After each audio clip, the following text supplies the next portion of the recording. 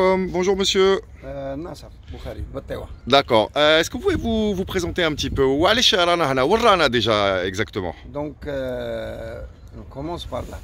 Là, je suis de Batewa. Uh-huh. Je m'intéresse, je m'appelle Boukhari Abdel Nasser. Mhm. Je m'intéresse à l'histoire de ma région, de mon pays en même temps. D'accord. Donc, Warrana Drok, c'est une partie de notre histoire. Ok. Ce sont les salines. يعيطون لي سالين دارزو كان الملح ودروك كثير من الملح. الملح. تسمى المنطقة هذه cette commune يعيطوا لها الملح. هذه الملح هذه ça fait partie de Batewa, de la commune de Batewa. D'accord. Donc l'usine هذه كاع. Pourquoi قعدت elle porte le nom ou elle appartient à la commune de Batewa. C'est l'histoire تاعها هي اللي تخليها là. D'accord. Donc هذه depuis l'époque phénicienne. Les Phéniciens, quand nous il y avait les GNL et tout. C'était des plages. كي تقول GNL وين كاين l'usine هذاك تاع le gaz naturel liquide. D'accord. كانوا les Phéniciens تما. Non, quand ils marchandaient avec les autochtones. Les autochtones, d'accord. Donc le milh هذا c'est comme le pétrole maintenant. Exact. À l'époque, le melh, c'était la ressource qui était à la base de l'économie. D'accord. Donc voilà. Et d'abord une économie même internationale. Internationale, oui. Voilà. Il y avait des guerres aussi pour le sel. D'abord, on a commencé le social. Comment faire? On payait avec le sel les esclaves. Exact. Et c'est pour ça que le mot salaire vient du mot sel. Sel. D'accord. D'accord. D'accord. Donc l'organisation sociale, économique. كما قلنا aussi عندنا une expression نقولوا ملح البلاد. ملح البلاد صدق البلاد ما تكونش حلوه. Sans cette personne. واحد يقولوا ملح البلاد تسمى هذاك الراجل اللي صحاح داكور هما صحاح هما لا باز. يعطوا البنه. داكور. هما اللي يدافعوا على بلادهم هما الى اخر. دونك لا سينون تجي سامتا لا في devient morose. Alors باش نوليو l'histoire تاع البلاصه هذه دونك قلت لي les Phéniciens. Les Phéniciens donc on peut voir après les Phéniciens c'était des commerçants. D'accord. Mais c'était pas des bâtisseurs. Plus tard جاو les Romains.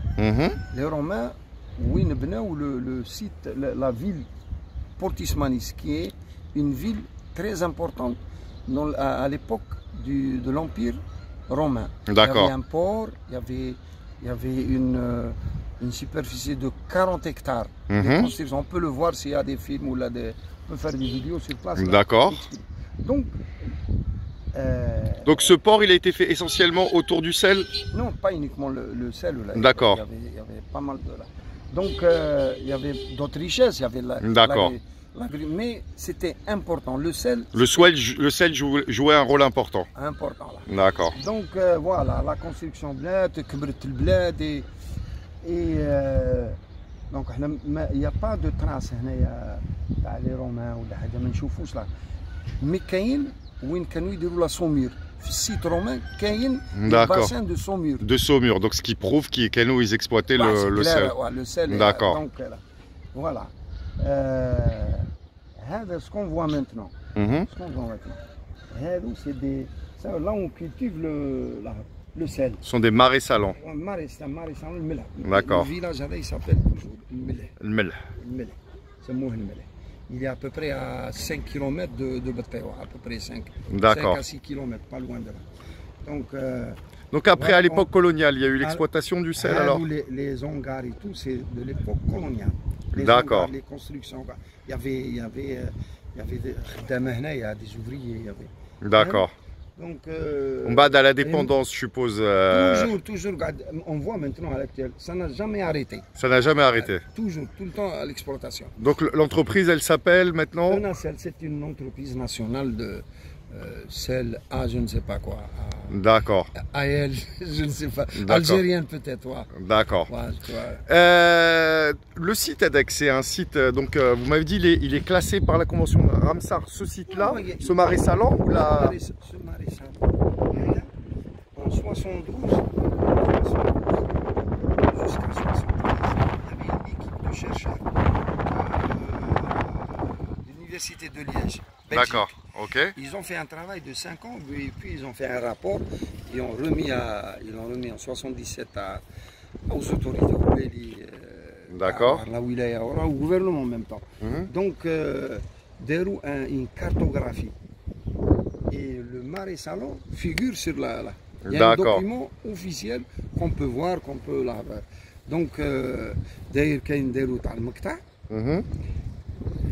Comment on appelle les ornithologues? Ornithologues, voilà, ceux qui étudient les oiseaux. Les oiseaux. Ils ont repéré, tout répertorié, inventorié à l'époque. Donc il y a une liste des oiseaux qui nichent ici, qui est là. D'accord. Touma, donc vous avez fait une association en fait, c'est ça à la base. Comment elle s'appelait cette association? C'était l'association des amis du vieil Arzeu. Du vieil Arzeu. Pourquoi vieil Arzeu? Parce que Vattewa, le vrai nom c'est Rziou. On peut voir dans des documents d'historiens ou Kamarofin, Chou, El Bekri, Gahadou, ils se mouent Rziou. Rziou, c'est un nom berbère, berbère Mkhiat. D'accord. C'est pointu. Ok. Donc, bon, l'actuel Arzeu, elle a commencé à s'appeler Arzeu, les Français qui l'ont appelé, par décret royal de Philippe Laharpe. Ils ont donné 1848. D'accord. Donc le document existe. Donc, من بعد ولاو يلقاوها غير رزيو القديمه رزيو القديمه رزيو القديمه لا ديسباري لي جينيراسيون راحوا لا ميموار راحت اون فوا مانتنون ليستوار تاعنا كيفاش راهي السيرود يمشيو يقشروها تاع دونك درنا لاسوسياسيون on n'est pas des historiens, on n'est pas des chercheurs, mais ce qui nous vous êtes des passionnés. Passionnés, puis c'est une conscience. D'accord. On peut pas là. Bon, on a travaillé avec d'abord, on a commencé à récolter les documents des chercheurs, des historiens et tout là. Donc, le musée d'Oran, il y avait un ex-directeur, c'est moi, Nordin Melki. C'est lui qui vous a un peu encadré. Bon, on a mis quelqu'un dedans dans les archives et tout. On a récolté ce qu'on pouvait récolter. D'accord. Et puis on a commencé à exposer le travail qu'on avait fait, les documents, pour dire aux gens c'est très important l'histoire. Pourquoi c'est très important alors pour vous? L'histoire, c'est pas, on ne peut pas avoir un arbre sans racines. D'accord. Donc voilà. واش تعلمت انت من l'histoire تاع la région تاعك؟ واش تعلمت déjà بالطيوة? Est-ce que c'est beaucoup de choses. Ça, si tu devais résumer ça en quelques phrases, Ngolo, vraiment le plus important اللي تعلمت sur ta région. L'objectif الاول عرفت باللي mon pays plein d'histoire et c'est pas un pays تاع 54-62. D'accord. Et ce n'est pas à 14 siècles, ce n'est pas à 6 siècles, c'est un pays millénaire. Multimillénaire. Multimillénaire, c'est pas millénaire. Bottewa, donc la ville de Bottewa, son histoire rapidement, est-ce que tu peux nous la raconter en quelques mots? L'histoire, bon, la pierre parle. C'est à travers les pierres, on ne peut pas dire... Qu'est-ce qu'elle vous raconte, la pierre, alors? La pierre raconte qu'il y avait des gens ici, des peuples bâtisseurs qui construisent, ils avaient une culture, et ils ont, même la génération, ils nous ont transmis des connaissances, un savoir, parce qu'il y a des mots, la génération taille. D'accord. Ça commence à des mots grecs, par exemple, donne-moi un exemple. Beaucoup. Dis un exemple. d'ailleurs من نروح في لي ريجيون هادو بربروفون كنبقى نسمع دي مو كيما تاوعنا مي ان بو اعطيني ان اكزامبل ان مو. واحد المره كنت في دي كوتي تاع بني حوا. Je connais bien. Ouais, ثاني j'ai travaillé là-bas. D'accord. Alors, في بني حوا, vas-y. Il y avait quelqu'un, il y avait عنده une plante في يده. انا من البعيد حسبتها المريود. نقولها مريود. بلونت ميديسينال. D'accord. يا بون نعرفها هكا قعدت نهضر معاه. هو سيتي كالكان دو لونيفرسيتير وكاع. قلت له هذا مريود قال لي لا. عطاني اسمه le nom هذاك ثاني il ressemble كيف mais C'était quoi ce nom? لا المريود هو قال لي قلت له احنا نقول له مريود هذا قال لي احنا نقول له امريوث. D'accord. وي دي فوا يكونوا ثاني يهضروا نروح نشري ولا لا بوكو دمو. D'accord. مي حنا نهضروا بهم سي كوم زعما مي دروك الوقت راه يجي توتر ان لونغاج واحد اخر كاع اون كومونس ا بيردre. À perdre, ah d'accord, à perdre un petit peu. C'est ça qui fait que notre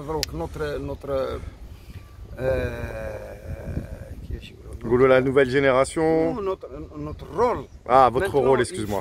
Il faut faire vite. D'accord. Parce que chaque fois il y a un qui me goulou un vieux, c'est une bibliothèque qui se brûle. D'accord. Et donc il faut faire vite, ramasser les mots, c'est des pièces qui font l'histoire. Qui font l'histoire. Parce qu'ils ont véhiculé un savoir, les mots. Donc pour reconstituer ce qu'on peut reconstituer. Ce qu'on peut reconstituer. Donc Btewa, c'est une ville qui date bien avant la colonisation. C'est loin. Pour vous, c'est la pierre qui parle. Et justement, j'ai pas réussi vraiment à savoir ce qu'elle vous a dit, la pierre. La pierre, elle vous dit quoi? Elle vous dit que ça date de... Oui, ouais, bien sûr, bien sûr. Et le savoir, ce qu'ils ont transmis comme savoir, comme connaissance. Par exemple, les ustensiles tahm, ils sont arrivés avec leurs mots, avec les rappels. Quels ustensiles? Ça m'intéresse beaucoup, parce que je m'intéresse beaucoup aux objets. Alors, donnez-moi... Les ustensiles tahm, même les Français qui jouent, il y avait un comment dire, un potier ou là, ouais, d'accord, ouais, un potier, ouais. Le nom de famille c'est des Kebaï. D'accord. Même il a son nom au musée d'Oran. D'accord. Il faisait un travail perfectionné. D'accord. Il y avait beaucoup d'artisans. Donc il y avait beaucoup d'artisans dans la région? Oui, bien sûr. Par exemple, le maraîcher. On fournissait le rman, le boutir. Bon, ça c'était les agriculteurs, mais les artisans. Oui, mais les savoirs. D'accord. Parce qu'un artisan, c'est pas il D'accord. Parce qu'il doit faire, il a un savoir. On fournissait des légumes frais à le marché d'Arzeu, le marché de Mostaganem. Parce que la zone qui met les raisons qui ont fondé cette civilisation, c'est parce que les conditions de vie, elles étaient idéales pour ça. D'accord. Toutes réunies. Les eaux, les eaux, il y a une nappe phréatique qui sont en train de massacrer avec l'usine de Tozali. Ah ouais. On a fait intervenir les journalistes. Avant les Hatto, des journaux, des enquêtes et tout. Avant à l'époque de BCIA. D'accord. BCIA, c'était la banque commerciale internationale algérienne, un truc dans le genre? Non, c'était à l'époque de Khalifa. Il y avait deux banques. D'accord. Ah, ok. C'était le... Alors, qu'est-ce que justement, pour finir autour de ça, qu'est-ce que vous pensez un petit peu de la hyper-industrialisation de la région? Ça veut dire qu'il y a eu beaucoup d'usines quand même ici. Il y a beaucoup... Oui, il y a beaucoup. C'est-à-dire il y a un côté où les gens, c'est-à-dire ont commencé à travailler. D'accord. Le statut social, mais l'industrialisation, c'était dans la précipitation. Dans la précipitation. Donc on voit maintenant les impacts. Les impacts, on voit maintenant c'est lourd comme impact. Ah oui? Ah oui. Sur l'environnement. Pas uniquement l'environnement, le pays, il tourne autour de tubes. Qui l'Algérien qui m'a tube digestif. D'accord. Donc même le pays il est en tube. D'accord. Et ce tube, c'est quoi? C'est le gazoduc et le pétroleduc? D'accord. Mais dans la région, en fait, c'était quoi les principaux impacts sur l'environnement? À l'environnement, il y a une étude de l'ONS qui dit que 2 sur 3 de naissance naissent allergiques. D'accord. Vous, dans votre famille, il y a beaucoup de gens allergiques? c'est des chiffres. D'accord. Ce n'est pas le Mahadjiyat. D'accord. C'est des chiffres, même le CRAS qu'ils ont fait, le centre de recherche d'anthropologie d'Oran, ils ont fait un travail et on peut le vérifier avec les spécialistes, les maladies d'allergie, respiratoires et machin et tout. Donc c'est clair, 2 sur 3 naissent allergiques. D'accord. Et les allergies sont... Il y a une gamme de... D'ailleurs, tout, je pense, parce que ça doit quand même générer beaucoup de bénéfices, tout ce complexe, il y a d'autres usines autour et tout. Les retombées sur la ville? Les retombées fiscales et tout, ça c'est justement, on a toujours dit que c'est les jonctions par la wilaya, parce que c'est Maïdoum les retombées, qu'il y a vraiment des retombées sur la ville. On voit le village, comment il est là. Ouais. D'abord, ce qui gère la ville, les affaires, les choses publiques. Ben, il y a un scandale. La corruption, tous les maires impliqués. D'accord. Et encore, le plus grave, impliqués avec l'ignorance. C'est des ignorants. D'accord. C'est ma... à travers l'histoire, elle a des gens qui ont participé à la révolution. On a eu sur le plan pour la libération du pays. On a eu une madrasa en 46. En 46, on a fondé une madrasa libre. Le mouvement national, c'est pas madrasa Abadissia. Ça n'a rien à voir. D'accord. Donc, le madrasa dit, on a un jugement où واحد طالب justement رحنا عند لا فامي تاعه هو il est de l'est de خنشله. D'accord. بالمكي راه مسمينا عليه طريق، الطريق اللي مسمينها عليه ميم لو نوت تاعهم ماشي عارفينها، ما عارفينها لا مات لا حيا. On a fait une enquête jusqu'en avec le jugement qu'on a eu de 48, le jugement تاع فرنسا ils ont dissous. D'accord. Dissous l'association. هو هرب راح الخنشله parce que هو il était هرب جا مع تاع les événements de 45. D'accord. تاع قلما خراطه سطيفلا لو ماساكر اللي صرا جا الوهران. نعرفوا ليستوار تاع وهران اللي باسكو y avait des orani اللي راحوا ils ont amené des orphelins. معروفه ليستوار هذه اللي راحوا جابوا avec des noms des femmes et tout. هو جا معاهم. D'accord. في الحمري لو كارتيي تاع الحمريه تاع وهران سكن en 45. D'accord. Bah, ça, اسمح لي. En fait, donc, quand on disait les impacts positifs sur la ville, tu as toute cette économie. Est-ce que vous pensez que, quelque part, on aurait pu aussi investir de l'argent pour justement mettre en valeur le Portus Manus, mettre en valeur le patrimoine historique? Ça a été... On peut dire, moi, personnellement, avec les copains, ils sont pas là, mais je peux parler par leur nom. En leur nom, ouais. Je peux témoigner. Témoigner. C'est tout, leur nom, on a fait tout pour que la question qu'est-ce qu'on peut tirer de tu m'appelles la rente, elle dit oui, voilà. Rien du tout. Rien du tout. Et on peut voir sur place comment l'état du site, comment il est. Le plus grand site de l'Oranie. De l'Oranie, je dis. De l'Oranie abandonnée. Et heureusement, la grande partie, elle est... Encore un fouet. Heureusement, c'est une chance. C'est une chance. Sinon, ce qui est apparent, on le voit comme elle est. Ouais, dans un état dégradé. On a une source unique en Algérie. Unique de l'époque romaine. Unique. Elle fait à peu près 30 mètres. C'est un abreuvoir. D'accord. Où l'eau coule à ce jour. D'accord. 30 mètres. L'eau, on le voit dans quel état. Il est dans les pierres taillées à peu près d'1 mètre. D'accord. Mais bon, donc, voilà, c'est vraiment